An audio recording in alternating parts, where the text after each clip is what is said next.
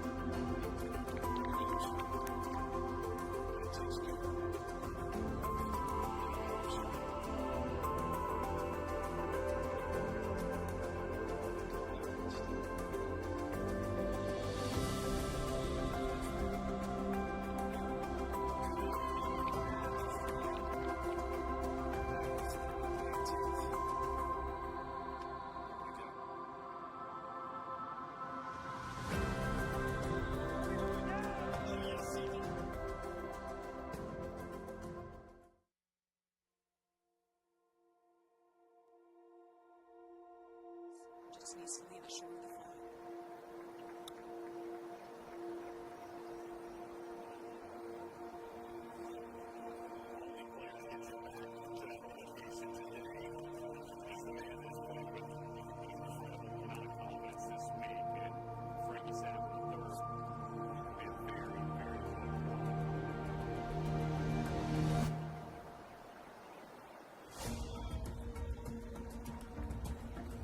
The type of putt you want.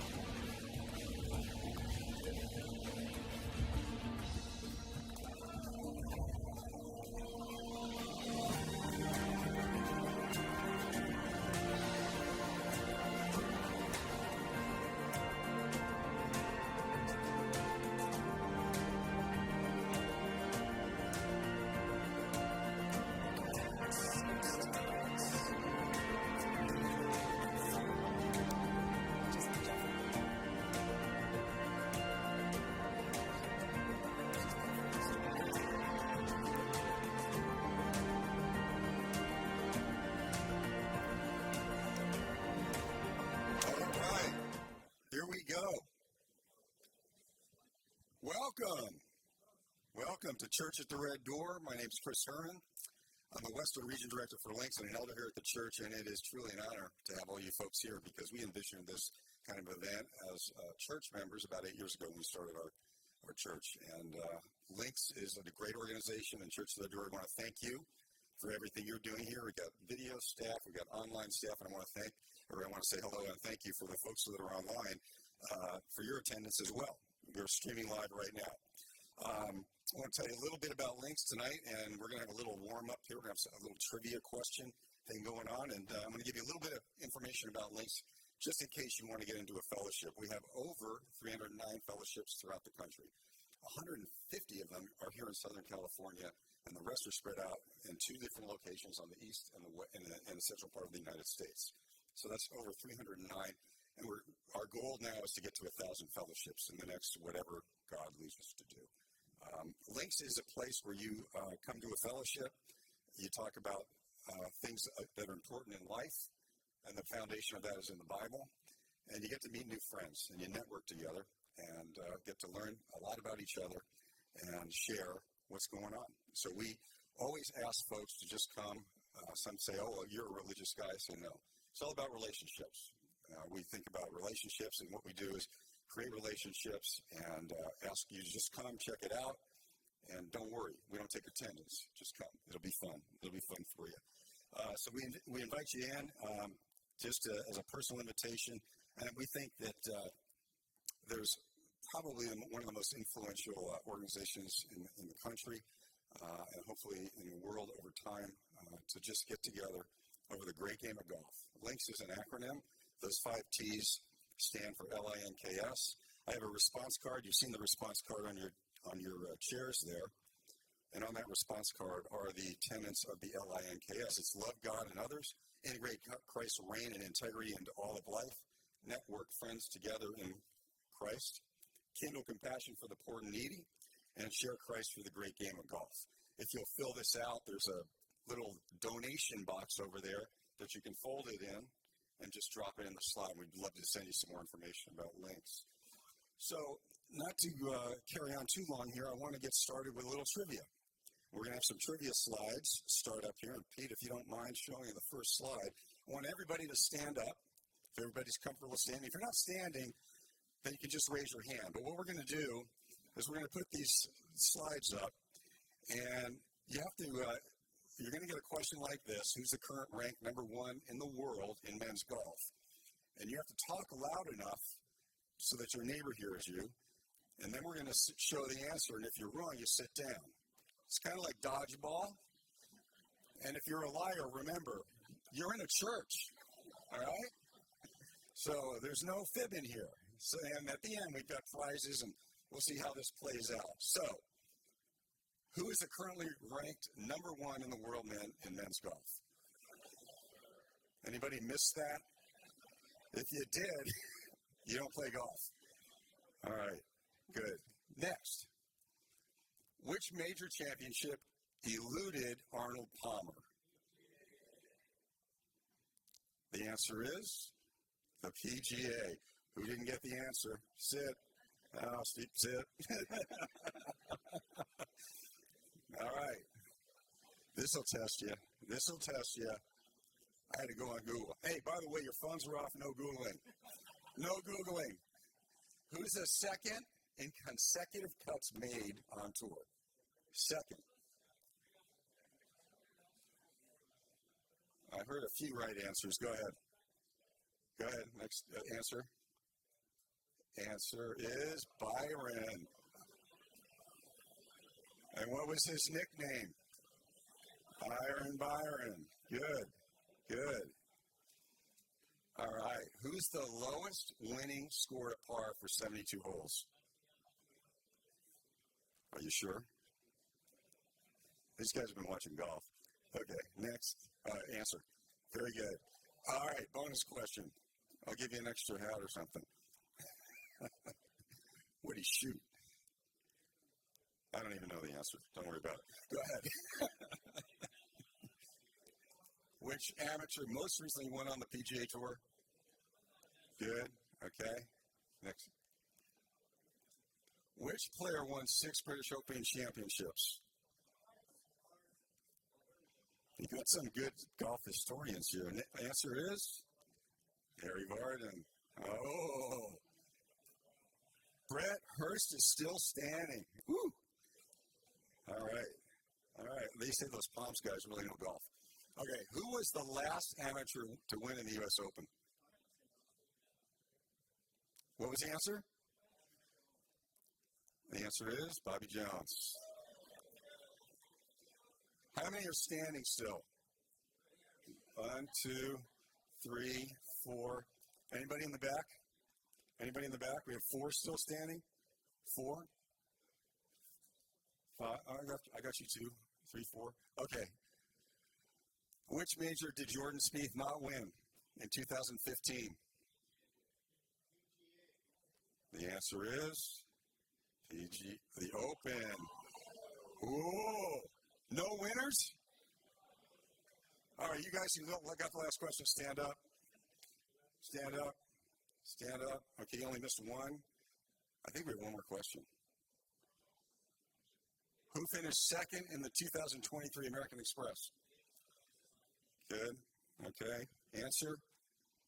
Does anybody not say Davis Thompson? Oh, I didn't hear anything out of him. He was an honest guy. There will be no lightning bolts in here. All right. Let me check. Is that it? That's the last question. All right. The winners, come on up. Yeah. There's stuff up here at the table. The last few guys that won, come up, and we'll hand those things out. All right. Good job. Good job. All right. Well, the feature of the show is about to start.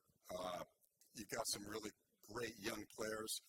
There's some names that you might not remember or might not know. They're young guys. When I was talking about links earlier, I failed to mention that it was a platform that was started in the 80s by tour players who were trying to use their platform of golf to integrate a Bible study into the tour. Some names that only us baby boomers would remember now, like Larry Nelson or Don Pooley, Rick Massengale. So those are some of the names that started it, and they started as a written letter. Today you have some young guys. I'm going to bring those guys out here in a second, and they're going to be interviewed by Jeff Cranford. Jeff is a former PGA player, still a PGA professional, but more importantly, he was called by God to get behind the walls of country clubs and minister to people the exact same way Lynx is doing today. And he's a foundational guy and missional guy who started this church 8 years ago with 50 folks that said, hey, I wonder if God wants us to do something here. And the combination of Lynx and Church at the Red Door has been an incredible blessing, and we can't say that we did it all ourselves. There's definitely some other power above us, and we call him God, and we were thankful for that. So, without further ado, I'm going to bring up Joe Highsmith. Joe, come on out.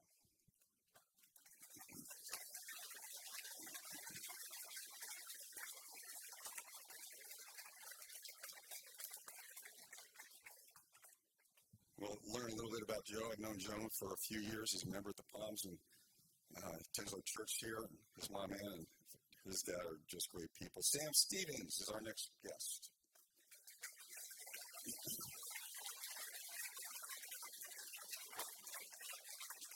Just got to meet Sam, father, 3 kids, great guy. And Wesley Bryan. Wesley, come on out.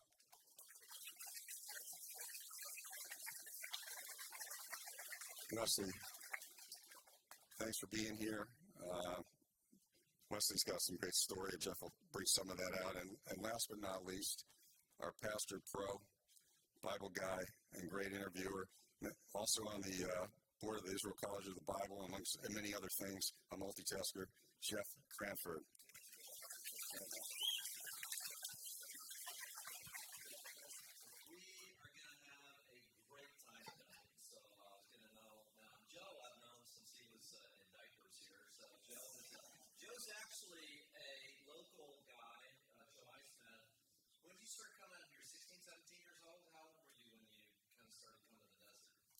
Yeah, my parents got a place here in like '08 actually, and it was kind of just a vacation place. We're from Seattle, and then I think starting in 2015 we got our own place and started coming down quite a bit more. But So I was at the Palms, and Joe was, we heard about this young guy, Joe Highsmith, and this 18-year-old. I remember getting paired with him once, and this guy can go. He hit it at the pin every single time. I mean, he's one of the better iron players I've ever seen. But Still does. still does, yeah. So we're excited to have Joe, and then Sam Stevens, Wichita, grew up, was actually born in Fort Worth, so we got some Texas folks. Played at Oklahoma State, and played on the team with Victor Hovland, played with Wolf, played with Eckrow, played with anybody else on this? Wyndham Clark. Who's that? Yeah, we had a good team. We had a few good players. Did you guys win the NCAA when you were there? We did my senior year. Yeah. Well, they did. I wasn't on the top 5, so. What? Zach Bosher was. Yeah, we had a good team. Did you win national championship too? we did, yeah, in 2021. Did you win one, Wesley, at South Carolina? So Sam and his wife, they have 3 kids. Tell us about your wife, how you guys met. Tell us about your kids a little bit, Sam. Yeah, so my wife and I met at Oklahoma State. She actually worked, the course we played at had a restaurant where we ate lunch every day, and she was a waitress at the restaurant. And my best friend from college, Zach Boshu, his wife was also a waitress at the restaurant. So I tell people that shows you how social we were. The only girls we knew were the girls that were forced to be with us every day for lunch. That's good. And then this is Wesley Bryant, my immediate right. Now, Wesley's the old man of the group at 34. So we got some good stuff with Wesley tonight. So I was actually found this late tonight. My wife Laura helped me find this. So he was on the cover of Links. Here we go, right behind you here. He was on the cover of our magazine before we went full digital. And that's because I read something. He says pink pants and blue shirt is your, like Tiger has red shirt, black pants. You got this. How did all that start, Wesley? Well, that wasn't actually my Sunday outfit. That was probably a Friday outfit. Yeah, the pink was usually a little hotter, and the blue was a little bluer. But anyway, just started doing that. Randomly on the Corn Ferry Tour. Shout out to Joe and your shirt there. It was the Web.com tour at the time. And then in my third event, I won, and I think I had a pink shirt and blue pants on. So then I was like, well, let's just keep it going. It's good stuff. By the way, I was like, of all the pictures we could get with Getty and all this, if we pay a lot of money for this, how do we get the one-handed play? They got a lot of options of me without the club in my hand. And what I found is when I would one-hand it and kind of drop it, the club would go just right there. So then I resorted to just keeping it in my hands and then throwing it afterwards. It goes further, and you can get rid of a lot more anger that way. So now you tell us about your wife, and you've got 3 kids as well. So. Yeah, I met my wife in preschool. So that was at McGregor when we were 4 years old. Then we kind of had mutual friends, went to different high schools, started dating in high school, and then all through college, got married right after. Waited 6 or 7 years and had our first kid, and then they started popping out. We got 3 of them, all girls, and I think we're done at this point. You're done with 3 girls? Done. With 3 girls. Now, Sam's got 3 boys, and we have one. We do have a 4th on the way. We don't know if it's a boy or a girl. It's a boy, let's It's be probably a honest. boy. I know what my wife is pulling for. So before we get going, I mean, everybody's always interested. So we'll start with Wesley.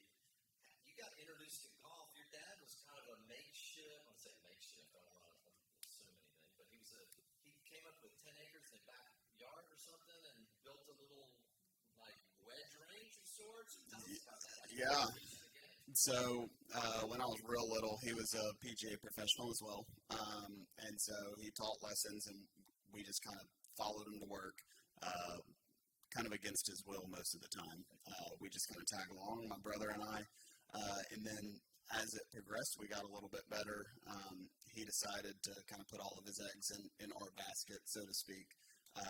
and he had a good job and a good academy at a few different golf courses. And then he decided to just go build his own place, basically at our house, practice facility. Had a wedge range in the back, and that's kind of where I honed my game from 8th grade all the way through college. And then, yeah, here we are. So you got a brother named George who's a couple years older than you. We're going to get into that in a little bit because, so when did you start thinking competitive? I mean, did you start playing in high school, when did you know, college golf, played at University of South Carolina? When did you start thinking, we may play the tour? I want to play the tour. Well, everybody wants to play the tour when they're yeah, kids. it's still kind of a dream to play the tour. I do it rarely. These guys do it full time. I do it part time. But I would say when we got a little older and kids started to grow, I played baseball and golf all growing up. And then when I got to high school, when I would go play in these baseball tournaments, I was like, man, everybody's good. Like, everybody's really good and go to golf tournaments. And it was clear that I was definitely one of the better ones in the state. We didn't really travel much nationally to go play in tournaments. But I knew that I wanted to go play college golf at that point. So I gave up baseball, started chasing golf, and I guess I got lucky for a couple of years. Still don't know if I'm good enough to play. Okay, so wait a minute. All this false humility, man. So this is a weird. Back me up, I can vouch. I don't think he's going to. This is a rare deal. I don't know if you guys, if you're aware. Of course, when I started, it was the Ben Hogan. I mean, I actually go back far enough to play the Ben Hogan and the Nike and then Vitacom or Nationwide, and it's been through a lot of iterations. Now the Corn Ferry. But you got a battlefield promotion. I know we're getting a little ahead of ourselves. You got a battlefield promotion. If you win 3 times in a year, you automatically get your PGA Tour card. Now that is not like, hey, I do this little part-time. That's huge. I mean, how many total battlefield promotions have there been since they started that? I don't even know. I mean, maybe. I don't think there's been one since Wesley got his until this last year. Yeah. Is that right, Sam? So I think it happens. And that's unbelievable. So talk about that a little bit. I mean, were you kind of thrown in that? Is this catching you by surprise? It's kind of like, I've always dreamed this. I mean, Tiger's, he's writing majors on his bedroom, on his closet, and when he was going to win them and how old he was going to be. Did this somewhat take you by surprise when you had that much success that early? Yeah, well, I went a couple years or 3 years of playing mini tour golf, which is awesome, which everybody loves. Right. Yeah. I mean, didn't make any money, and really didn't have anything to show for 3 years of work. And my brother and I, we just started a YouTube channel and messing over. We're going to talk about that in a minute because this is good stuff. This is really good stuff. And so right when that was taken off, I ended up going to Q school for my 4th time, got all the way through. And got on the Corn Ferry Tour, and I was like, oh, wow, that's cool. Like, speaking of a dream come true, like, playing on tour wasn't, I mean, yes, it was always a dream, but I just wanted to, like, get on some tour that, like, to where you could do something with it. After spending 3 years doing nothing, never even played in a Corn Ferry PGA Tour event, never got to a Monday qualifier, never got to Q school. So I was really excited, and I got to my first event and finished, I think, 6th or 7th in my very first one. And I was like, wow, I guess my game, if I play good, is good enough out here. So would that have been the moment where you're like, okay, I believe? I mean, there's a moment like, I believe. Yeah, and so I played great at Q school. I played great my first event, and golf at that point was starting to feel relatively easy, like when you're looking in somewhere and the ball was just going there, and then you make every putt you look at. And then I did that for about 18 straight months. But I won my 3rd event and pretty much had my tour card locked up at that point. And then I won probably my 5th event and then had a couple more really good chances to win. And then ended up winning, I think, in my 11th or 12th event and went straight to the tour and then won relatively quick, or had a few good chances to win and then won relatively quick in my rookie campaign. And so, yeah, for that time being, I knew that my good was good enough. And I still, to this day, like that. So when we were back there, they were running clips. Like, my good now is still good enough to compete with anybody. But, again, I feel like me doing that week in and week out is probably past by. At 34, it's over. Yeah. It is. It is. It's a tough fall. So Sam, when did you? I mean, you wanted to play the tour from the time you were yay, or what? I mean, talk a little bit about the evolution of your competitive life? Yeah, so my dad and my grandpa both played collegiately, and they both played a little bit professionally. My dad played some mini tour stuff, but my grandpa played the tour in the late '60s for a couple of years. So golf was always kind of, what our family did. If we went on vacation, we went somewhere that had a cool golf course, and in some ways, that was I really enjoyed it growing up. I maybe didn't have the most normal vacation childhood, but I played every sport growing up, and similar to Wesley, you get to a point where you realize, I'm not sure if the NBA is really going to be my calling.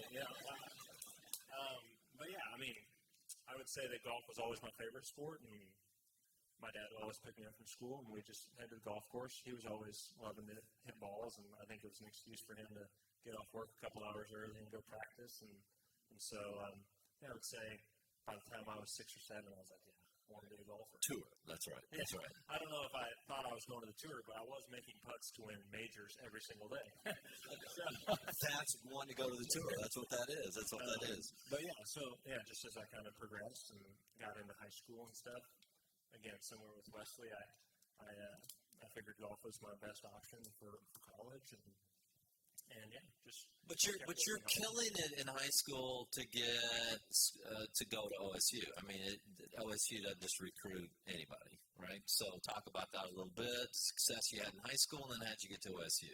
Yeah, so the coach at OSU when I was being recruited was Mike McGraw, who's kind of a relatively famous college golf coach. He's at Baylor now, but I was lucky enough that he kind of had a theory that he was going to recruit a lot of guys from the Midwest and fairly close to Stillwater, and Wichita is only about an hour and a half. So I'm not sure. I had a good high school career, but a lot of the guys that I played with at Oklahoma State were like the best of the best high school players, and I think he was more thinking, I can get this kid from not very far away and, kind of culturally will fit in with our team. And so I was lucky enough to, he gave me a chance, and he ended up not being my coach. He got fired right before I got there. But Oklahoma State was incredible and got to play with so many good players. This is something I've always wanted to ask. I just do not understand. I mean, when I played, it was the Old Southwest Conference, and Verplank was at OSU and all that. And so they've been dominant forever, but why? I mean, you're in the middle of the world of wind. I mean, there's nothing to attract seemingly, but tell me a little bit of the ethos of OSU. I don't get it. I mean, because so many good players. Yeah, it's you can't really explain it other than they've had a couple really good coaches. There's a kind of a legendary coach, Mike Holder, who was there before Mike McGraw, and he was your classic old school hard nosed kind of psycho, kind of a jerk. But he just had a way of getting good players to come. I don't know how he convinced them, but and kind of it was one of those deals that once they got rolling, a cult. Isn't it? It's kind of a cult. It's a little bit of a cult. Yeah, it's a little bit of a cult. Ricky Fowler. I mean, these guys go anywhere. They can go to the coast. Southern California. Come to beautiful Stillwater, Oklahoma. Stillwater, Oklahoma.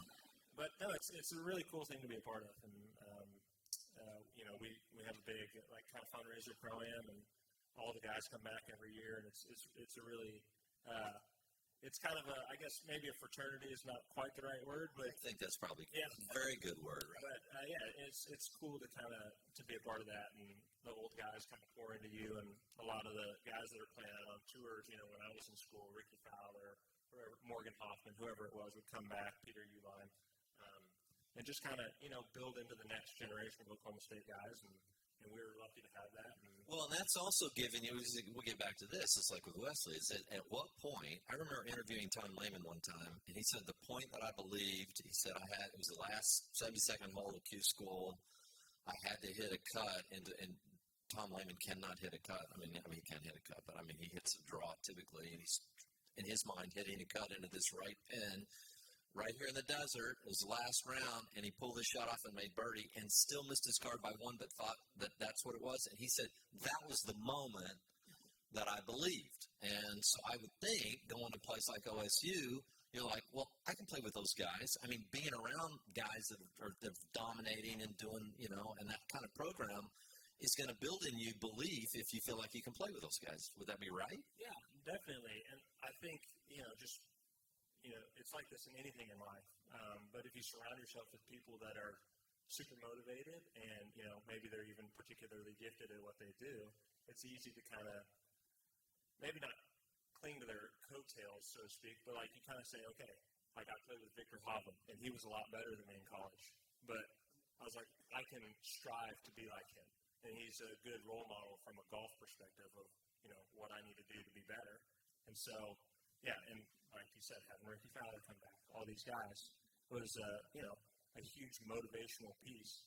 I don't know if it necessarily gave me the belief that I was good, but at least gave me a roadmap of what I needed to do to get better. Brother, you had a great year this year. You've had, you're playing well, and I mean, really well. So we're excited to watch what happens with your career. Joe, what was the motivating factor for you? Where did you feel like, let's go down the same line of reasoning. Where was it like, maybe I can do this? I mean, did you want to play the tour since you were yay or what?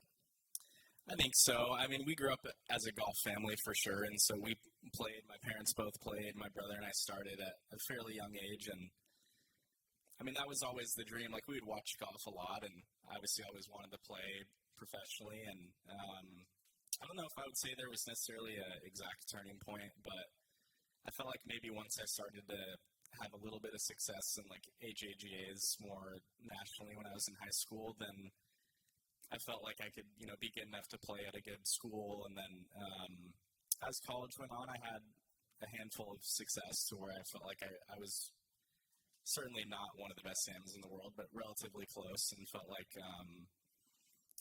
I could continue with this. And fortunately, since I've turned pro, it's been relatively smooth sailing, but incredibly. I mean, for just getting on the tour. So let's talk a little bit about the Pepperdine experience. So Michael Beard's your coach, who I've known since he was behind the ears too. Frank Beard, many of you know, lives here in the Valley. His son's coach at Pepperdine.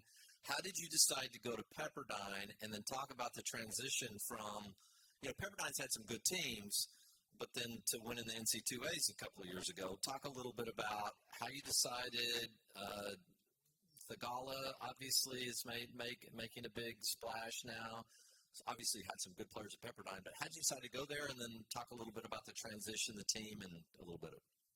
Yeah, I obviously being from the West Coast, I felt like I would have wanted to stay somewhere west, which Pepperdine is relatively close to here, obviously. And I had those connections I played a lot of golf with Frank at the Palms down here, and had just heard a lot of great things about Michael Beard, the coach, and had a lot of people kind of advise me that he would be somebody good to play for and learn from. And at the time, Sahith had been kind of probably the first pretty big-time player to go to school there. And how it worked out was we were going to get to have a year together, and then the team was also trending in a pretty good direction to where we were getting more good players. And,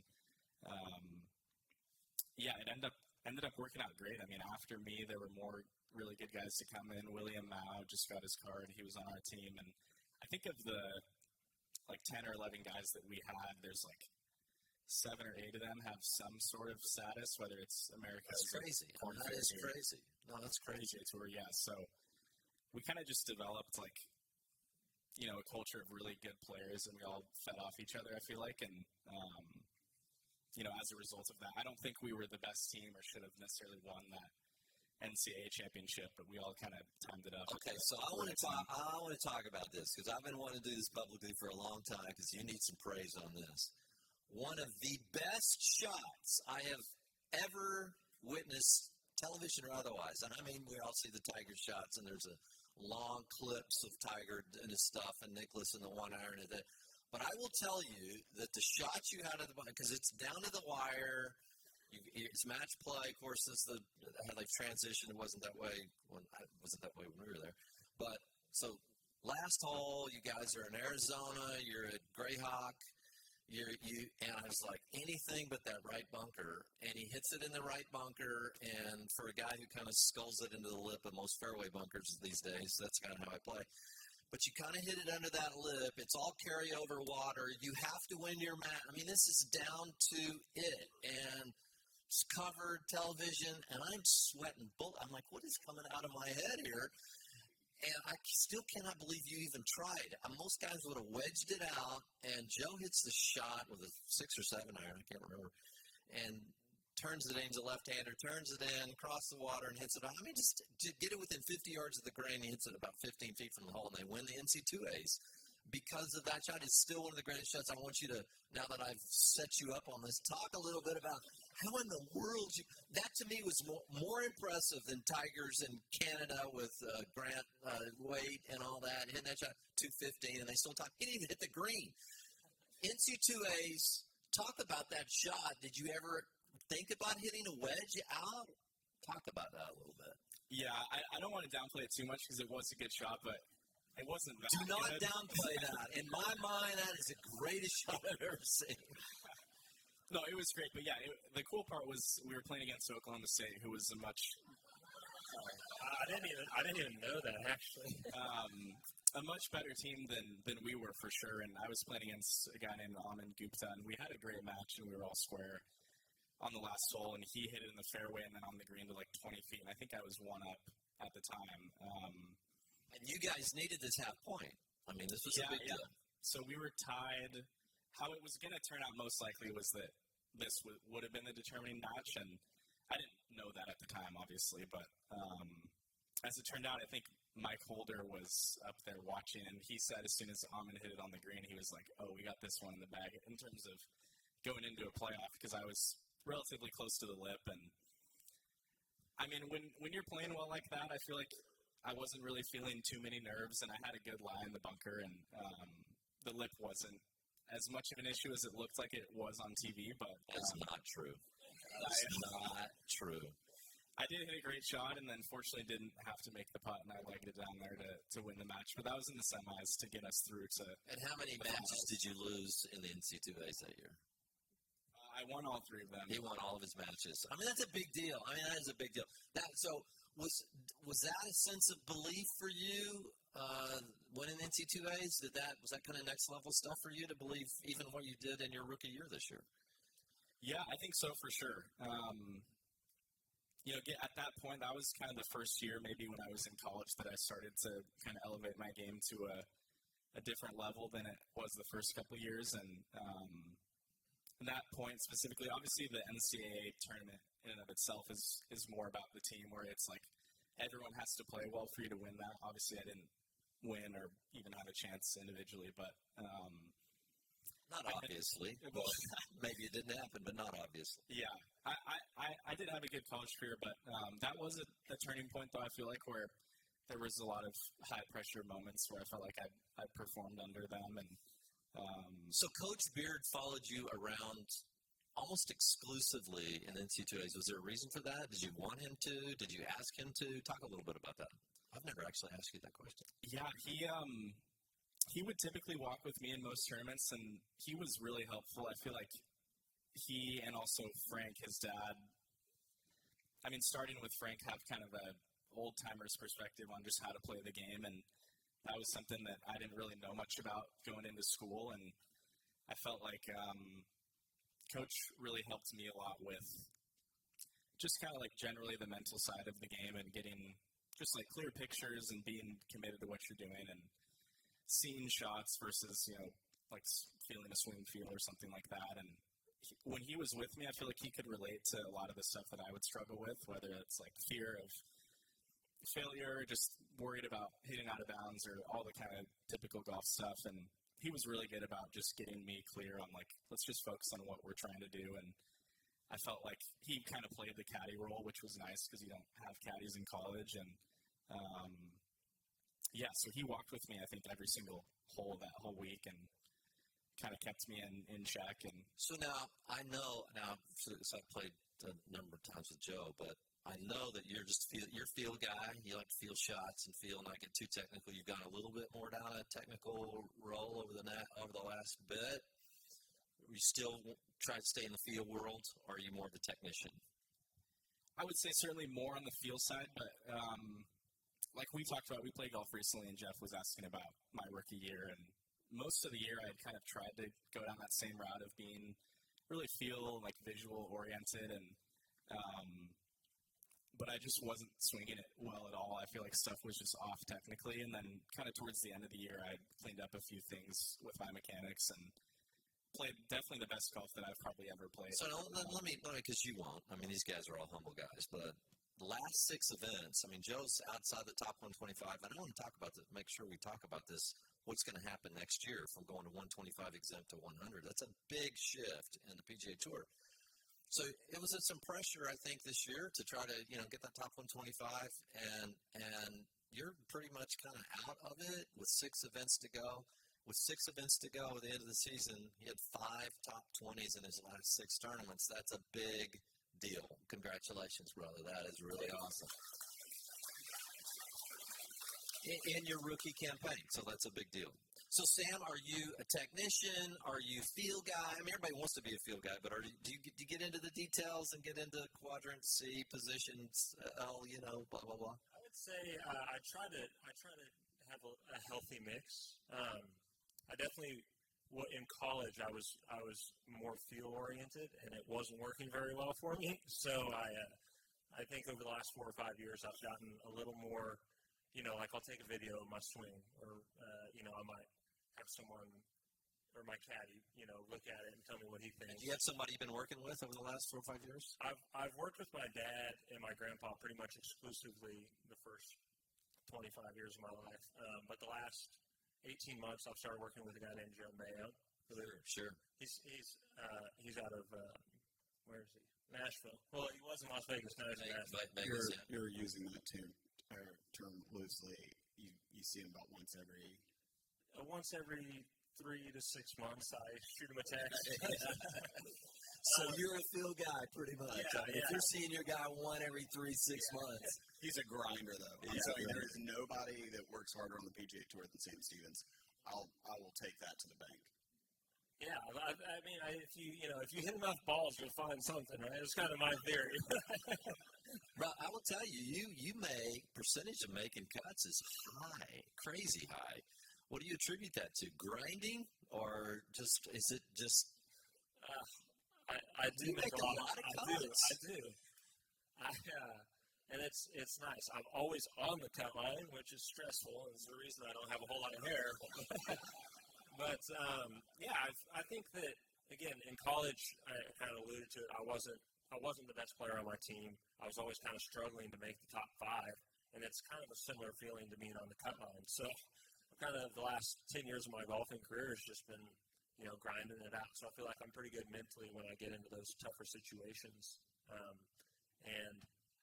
I very easily could have missed half the cuts last year. Maybe not half. I don't want to say that I played poorly, but a lot of times I'd be 1 or 2 outside the cut line with 9 holes to go and just find a way to make 2 or 3 birdies and then play very average on the weekend.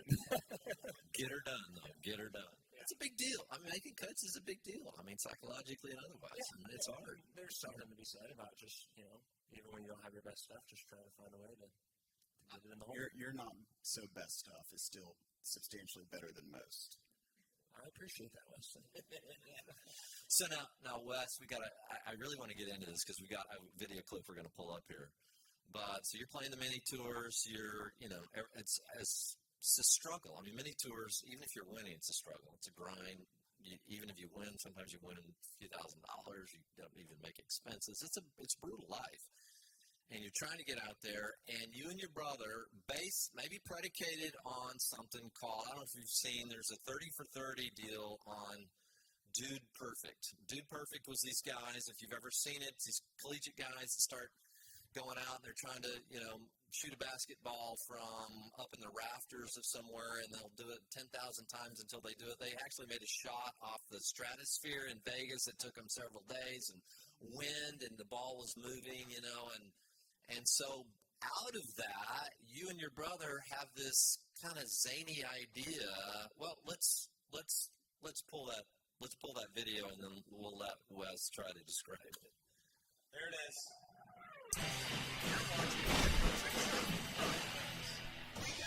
We've done a lot of different things. A lot of different places. Animals, there's girls, balls, footballs, baseballs, celebrities, and a bunch of other freaking things. These are our most epic shots.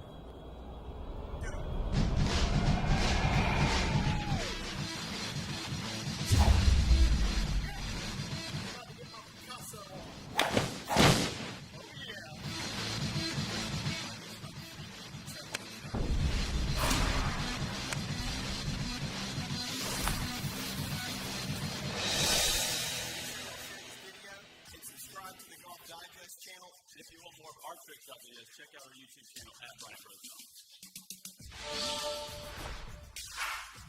So,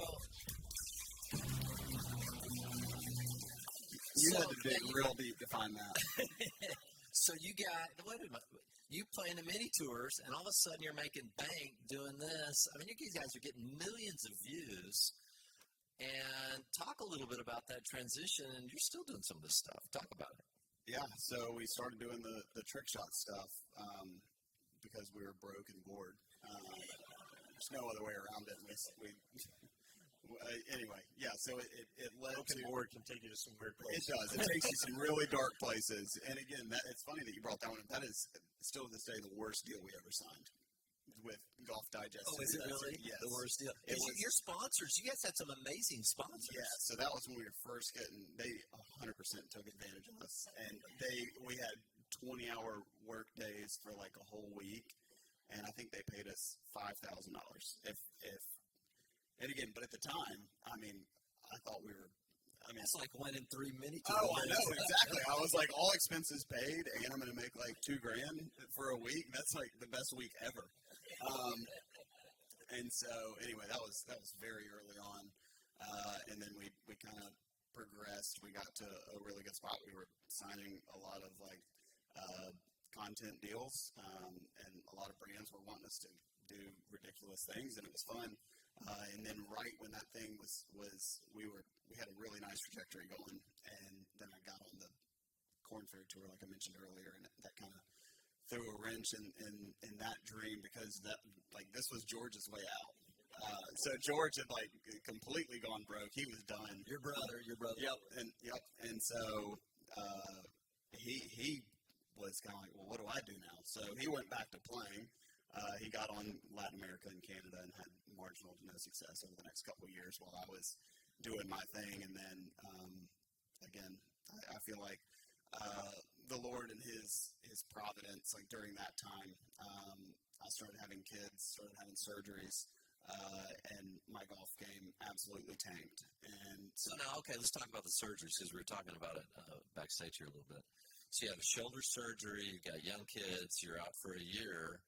And then you blow out your, we both had the same thing, and yours meant a lot more than mine did, but subluxation of the ECU tendon, blah, blah, blah, and you can't do anything, and now you're out for another year on top of the shoulder, and it took you almost 2 years to recover from that.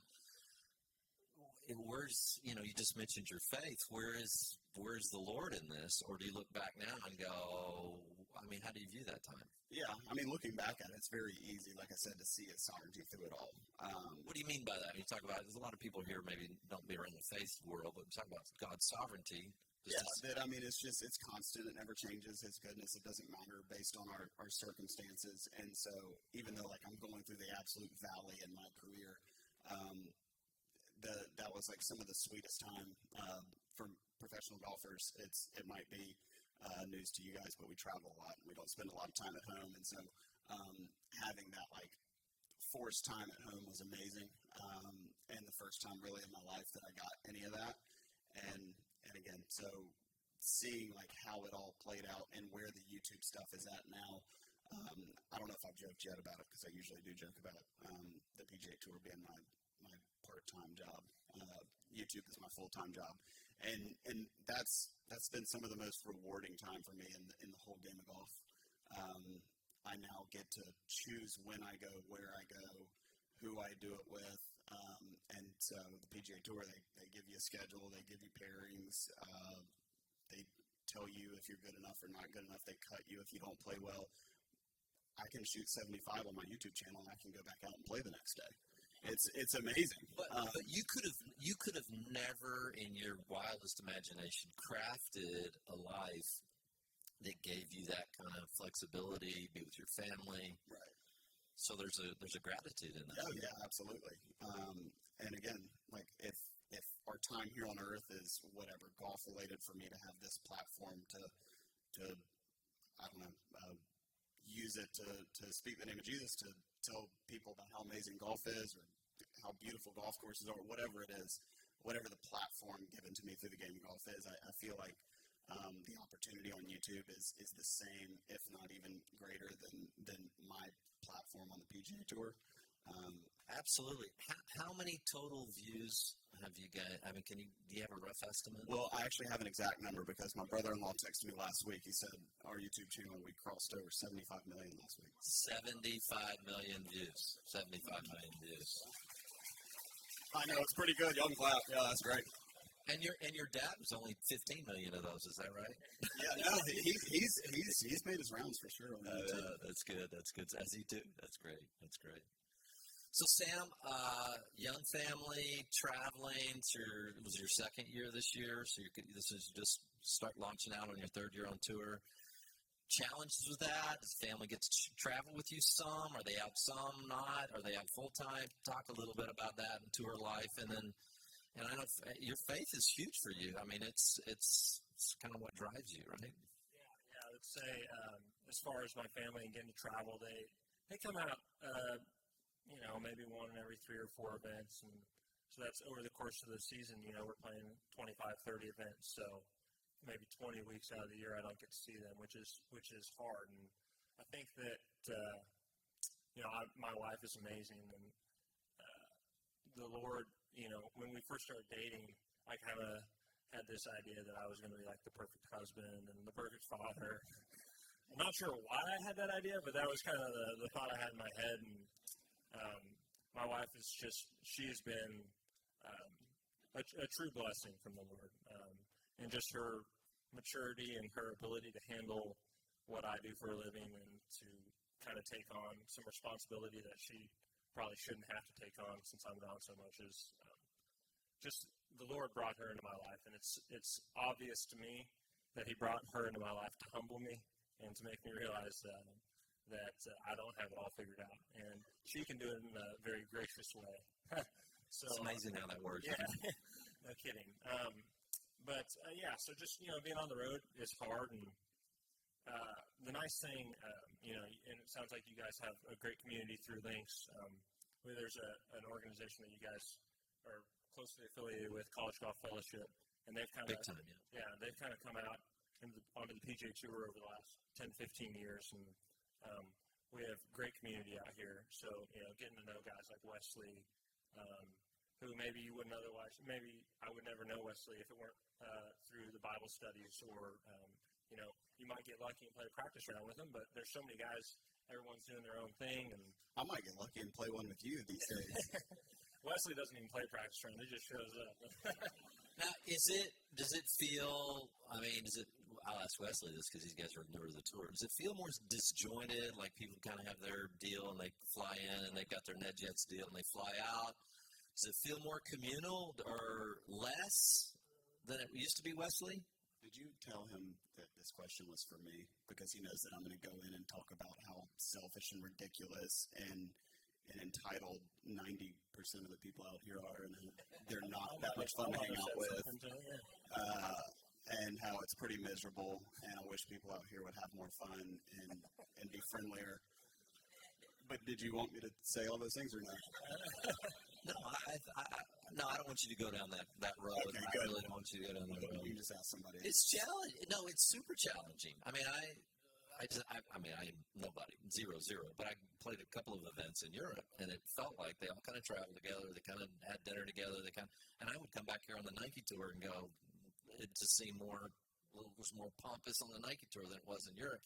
And I think that's some of the Ryder Cup success. I think because it is more communal, but there's still this element of the tour study and college golf and what they've done. Creating that community is vital, I would think, right? Golf it can be a really selfish game, and you kind of get sucked into yourself pretty easily. And there are a lot of good guys on tour. That Wesley is maybe being a bit exaggeratory when he says that kind of stuff, but Never. But it's easy. You when you're doing your own thing, you're like you become the center of your own universe. And when you read through especially the New Testament, you just see that that's not the case, and that's not how we're supposed to live. And so, when we get together on Tuesday nights or whatever it is, even if it's just going to dinner with Wesley, which I do even when I don't want to. Just having guys that can speak truth into your life and having people that you can go through this relatively selfish career, and hopefully instead of getting sucked into yourself, you can look out and It's unhealthy, right? it is. I mean, it's super unhealthy. Just being alone and feeling isolated. It can be, for sure, and that's that's why community is so important, and surrounding yourself with like-minded people and believers is, it's good for you. It's for yourself, but also to pour out into other people. And I've kind of gotten onto a little bit of a Bible, scripture memory in the new year. We all have our New Year's resolutions, so check back with me in a couple of weeks, see if I'm still doing it. But 1 Peter 3:15 talks about, being able to basically give a reason for the joy that's in you. And I think that as we kind of go through, as we go through the year, it's easy to, like I said, get sucked into yourself, forget why you're out here. And Wesley, painted a perfect picture when he said he has this platform, to show people why he's joyful. And he might not even have to speak the name of Jesus, but just through his love or his, charismatic nature, he might, turn people on to the truth of why he is that way. And that's good, brother. No, that's good. That's good. It absolutely, and it's one of the reasons Jesus went to the cross, I think, was to connect us not just vertically with the Creator, but to connect us horizontally in a way that certainly imperfect people, but it connects us. I was talking about this last week. I saw that the Surgeon General of the United States, and he says the number one epidemic is loneliness and isolation. And he says the need for fellowship, for community, for service, relationship, community, and service were the three things. He said cardiovascular disease, he goes down this dementia, all these risks. And one of the reasons, people think, it's always about heaven and hell. Well, yeah, it's certainly eternal destiny, but it's more than that. Jesus died to connect us this way. And when I see relationships like this, it's really powerful. Joe, I want to ask you the question. I mean, this is your first year. You have some friends out there, but it's very easy to get lost in the shuffle. Did you feel some loneliness this year? Did you feel, it's kind of overwhelming first year. Where do we go? Where do we stay? All that kind of stuff. Talk about your first year out there, and congrats on staying, too.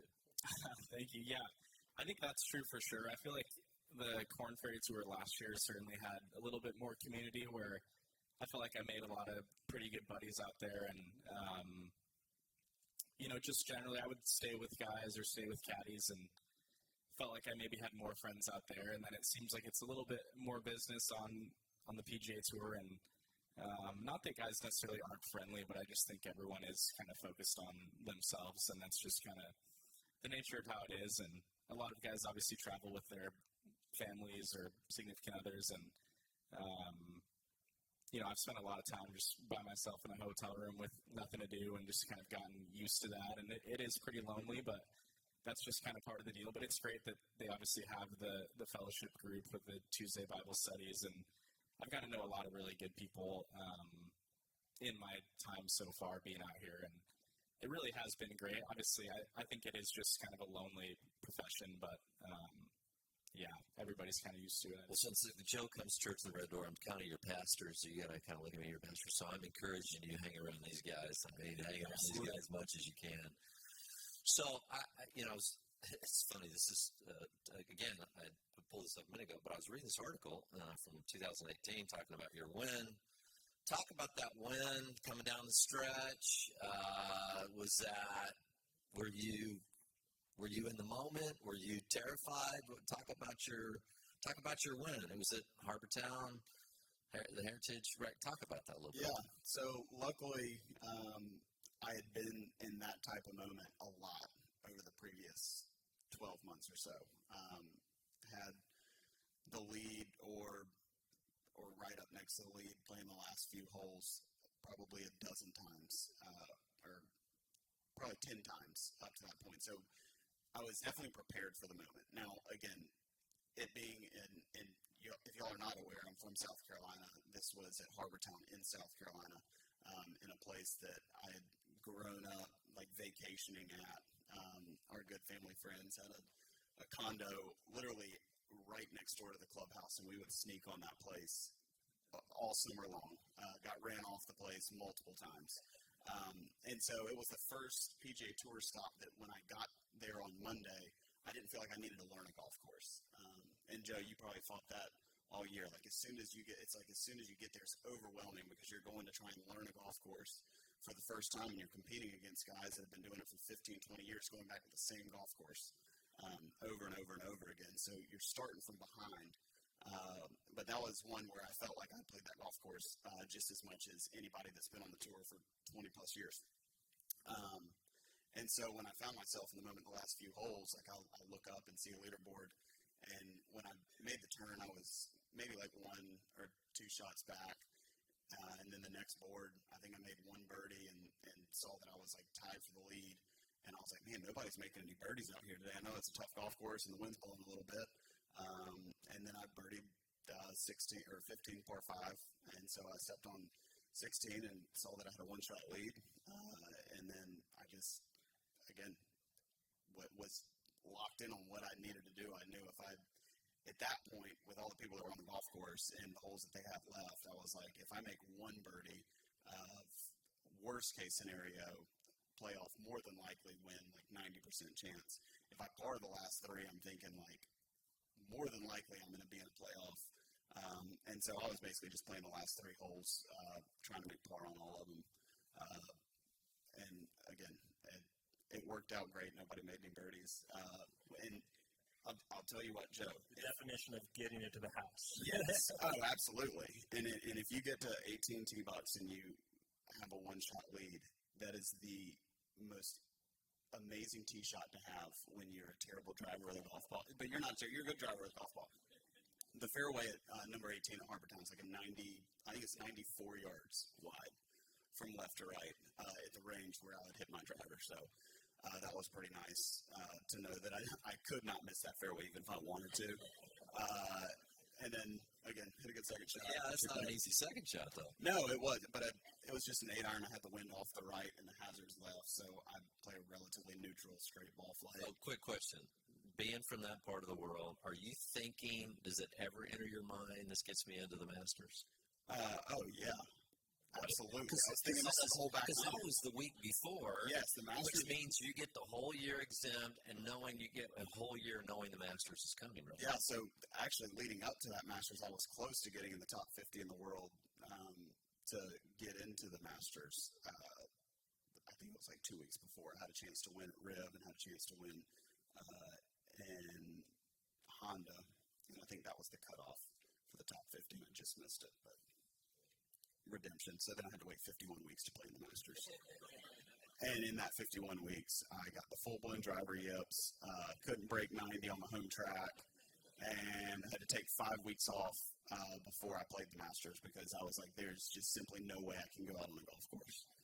And so I'm telling you, that's a true story. And then I ended up playing nice at the Masters. Missed the cut like all the other majors I played in. But So these 2 young guys, what sage advice would you give to Joe and to Sam, start early in their career? I mean, now that you're the old horse at 34. Yeah.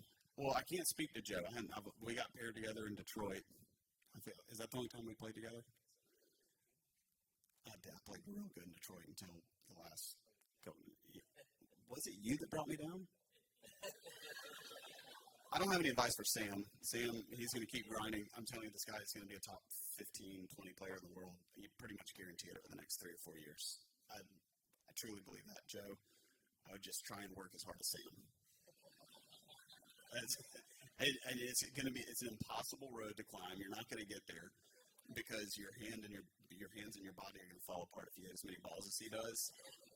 But Sam is the modern day Vijay Singh with the number of golf balls he hits. It's a true story.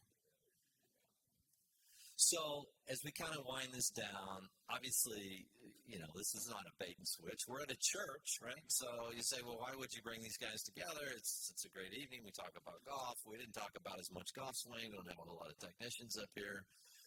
But some of you come and you don't know. You don't know. So I don't know if this Jesus thing, these are young guys. What do they know? They don't have these life experiences that I've had, or maybe had a bad religious experience. So my question is, to anybody who wants to answer this, why why would you be here tonight, but why would you follow Jesus? Generally speaking, why would you do that? At what point, why would you do that? What does that look like? Sam, why? My mind goes to the verse when Jesus said he came to give us life and give us life abundantly. And when you get sucked into yourself again, you're going to be miserable, right? As Christians, we believe that we're fallen. We have a sin nature, and if you're putting your hope in something that is fallen, you're going to continually let yourself down, right? So, as I walk through my daily life, when I get into that selfish place, and I'm like, if let's say my worth is attached to my golf, or it's attached to whether or not I'm a good dad or a good husband, I continually fall into this. Oh my gosh! I continually realize that I'm falling, right? So you have to put your faith into something that is solid. When we talk about the sovereignty of God, something that is constant, something that can fortify you through whether it's a wrist surgery or it's a divorce, something that is constant. And so, again, Jesus came, he died, he saved us from our fallen nature. And if we put our trust in him and our faith in him, he can give us a new heart. And so, I don't know about you guys, but when I look at my own life and the sin that I struggle with, I know that I need a Savior. I know I need a constant in my life, and that constant can't be me. And as great as my wife is, the constant can't be my wife. And so, So, Joe, your first year, and obviously you guys had a lot of visibility at Pepperdine on the NC2As, and you've had, you made a lot of Golf Channel there even before you turned pro. So you've had that, but it's hard identity-wise to have every day anybody in the whole world, especially when you get on the tour, to see how you perform. I don't have that every day. I can't imagine, it was just the worst sermon he ever preached in the world. It's all over the world. Everything. Is that difficult not to try to tie your identity as a human being to your performance? It's hard, isn't it? Yeah, absolutely. That's where I just think it's so important to kind of keep your identity in Christ and really try to keep your focus on just being more like him each day. And golf is such a selfish sport where you really are like the center of your own attention all the time, and it beats you up probably more than any other sport. So I think it's really important to kind of have your identity in something greater than yourself, and it's just tough. Everyone kind of inevitably goes through a lot of struggles with golf, especially, but also in life. And so my faith's been really important. That's good. That's really powerful. So Wesley, give it to me. So give us some practical steps or some things that you do on a daily basis to make this a reality. Everybody talks about a relationship with Jesus. What does that even mean? And what are some practical steps you do to actually engage and say, okay, I have a relationship, as opposed to I just kind of believe this, and talk about that. Kind of piggybacking on Sam's apologetic approach to like why Jesus. It's easy for me to wrap my mind around the creator of the universe. Like I can't just go out here and look at these mountains or go out and look at all the people in this room and be like, oh, you know what, I think some like pixie dust like sprinkled down and some rocks collided and like somehow Earth ended up like it did perfect. And then seeing people out here knowing that we were created obviously with a purpose.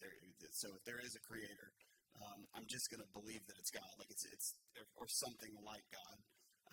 There happens to be a historical document that has not been disproven with hundreds of thousands of people trying over thousands of years trying to disprove, and they're not able to disprove anything in the book. So my guess is the same God that created the universe is the same God that created you guys, that knew how we were going to think and try and disprove all of it. And we're still not able to do that yet to this day with all the Elon Musks of the world out there that have access to anything and everything. And so for me, it's easy to like see, yes, there is a God, but that's not where the story ends. Like there has to be, like Sam was talking about, a heart postured towards recognizing that the God of the universe, the living God amongst us, we have to put our faith and trust in him. And again, daily practices, just getting in the Word. Like He gave us a resource that He wants us to use. And so that's what I start my day with every day. Like I'm excited whether I'm playing terrible, whether I'm in relationally with people, a lot of strife in my life. Like regardless, I'm gonna get really excited to get in His Word. I'm gonna get really excited to get in my cup of coffee. And again, that's just like a quiet place. My mind kind of just bounces, and believe it or not, I'm a little ADD or ADHD. But as far as like being able to start my day rooted in His Word is great. And then other things that I do, like just this past week, seeing the gospel in our house. We hosted 25 college golfers through College Golf Fellowship, had a retreat at our house. And then me and George and another YouTuber, Grant Horvat, we all hosted it. And just seeing, like, you couldn't go to that retreat and watch, like, what was happening through the teaching and these guys, like, opening up their lives to really a bunch of strangers, but leaders through the College Golf Fellowship ministry, and be like, you know what, that God's not real. Just watching the Spirit lead the room and the conversations and seeing those some of the eyes opened was an amazing experience. And again, that's something like God gave us our homes. I'm sure a lot of y'all out here have beautiful homes. They were given to us to be hospitable with, to open up and love on people in them. And so that's what we were able to do with our house this past weekend. And that's beautiful, man. So this is real. I mean, it's real for you guys, not just some mental gymnastics that you do to play better golf and you try to have this worldview. I mean, this is relationship. I mean, this is dynamic interaction with an unseen realm, with an invisible God that is more real to you than this table, right? Is that fair to say? He made the table. He did. Good word. He made the table. So, anything in closing? I've mentioned this at Phoenix Open, some different things that we've done through the years. We have a guy here named Ole. Ole was a professor at law school up in Minneapolis, and he went to a deal like this. It was the Tom Lehman deal. And Tom just very simply kind of said something akin to what you were talking about. He said, Jesus changed my life. The reason I follow Jesus is because I'm a hypocrite. When Tom told me that, I said, yeah, I know what's going on in my head. And he said, and that's why I follow Jesus, because I don't live up to the standards that my own mind wants to create. Ole heard that, and now he's teaching fellowship groups out here at PGA West. It's up the street where the tournament is. He was on our Links National Board because of a simple deal like this. And he say, how many hoops do I have to go through? How many? I'm telling you, if you're here, you're watching a live stream or anything, or you come across this 10 years from now, the message is always the same. Jesus is the foundation. He said you can build your life on this rock, and you can have abundant life, as Sam alluded to. You can have stability even in the midst of crisis, all these different things. It's available to you with a simple, and the Bible makes it very simple, believe upon Jesus and you shall be saved. And that's not just an eternal destiny. That's saved from me today, and I'm being saved from me today. And I think that's a little bit what we're saying. It doesn't matter if you're a tour player. This is ups and downs. This is life. It's a little bit more visible. You guys know the window's short. This is forever, and this matters. And so I know that's why you guys are here. We've got a couple of, and I'm just going to have Wesley close us in prayer and just maybe send an invitation, if anybody wants to follow Jesus.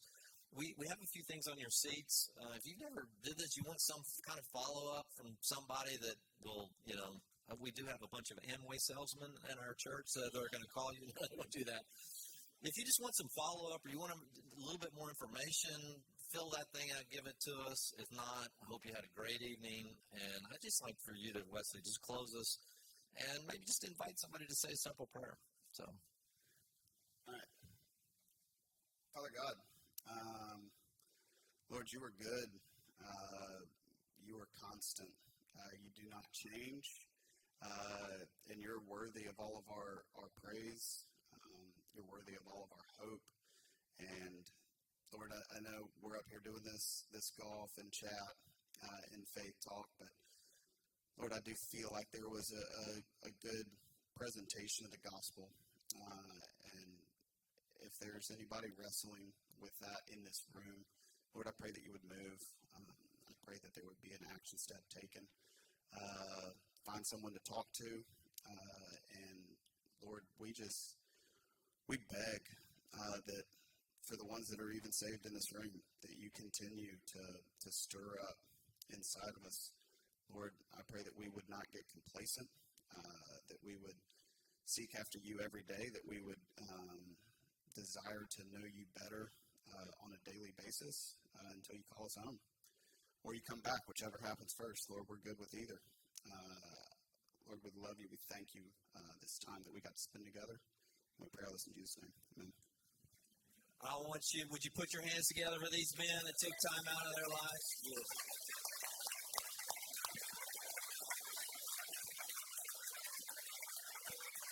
I will tell you, we have something called a Link's Blessing. I'm telling you, this is something to this. We did this Phoenix a few years ago. Scotty had never won a tour event, won that week. He has had a pretty good year last year, if you guys hadn't been paying attention. So, you know what? I say that half in jest, half not. But it has been amazing. Guys hadn't won majors, and they win a major. It's crazy. But, you know, the Lord is glorified through you guys' lives. I appreciate you, and everybody here does. And you got a bunch of new fans. So thank you. Have a great evening. Have a great evening.